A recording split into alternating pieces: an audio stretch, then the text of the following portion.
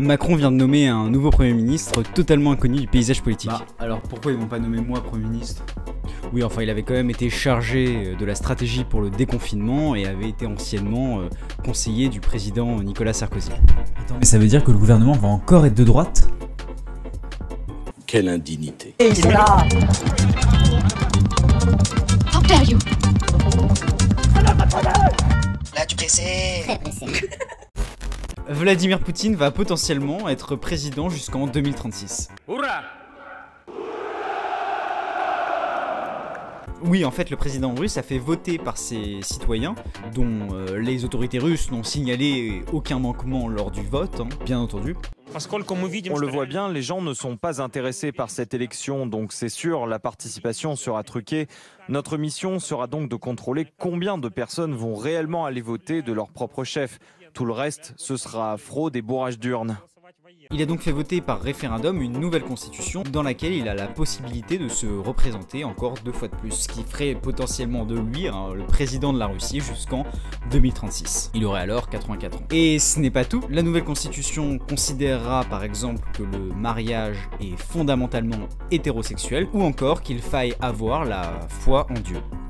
Oui, enfin on peut se demander si un président fort n'est pas nécessaire pour un pays comme la Russie. On peut se demander si la Russie n'a pas besoin d'un Vladimir Poutine au pouvoir pendant je ne sais combien d'années. Quoi? Non mais comment tu peux dire ça? Non mais t'as pas honte?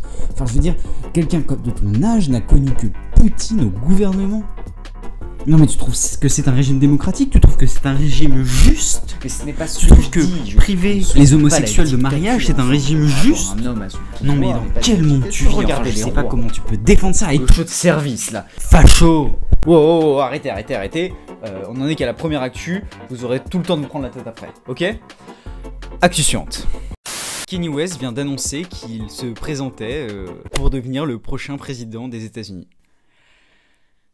Voilà, je crois qu'il n'y a rien à ajouter, hein. Mais t'as aussi oublié de dire que le gars était validé par Elon Musk. Et moi, si Elon Musk valide, moi je valide le gars à 100%. Ah, moi je considère que c'est une preuve que la démocratie fonctionne parfaitement bien. Ah ok, donc vous, Kanye West, président des États-Unis en 2020, ça vous va totalement? Quel plus bel exemple de démocratie que Kanye West qui se présente. Comment peut-on blâmer Poutine pour ses actes soi-disant antidémocratiques et blâmer après Kanye West de se présenter à une élection pour le coup démocratique? Kanye 2020 à fond. Bon bah si ça vous va, écoutez, actu suivante. Cette semaine, on a retiré des livres de certaines bibliothèques à Hong Kong. Des livres?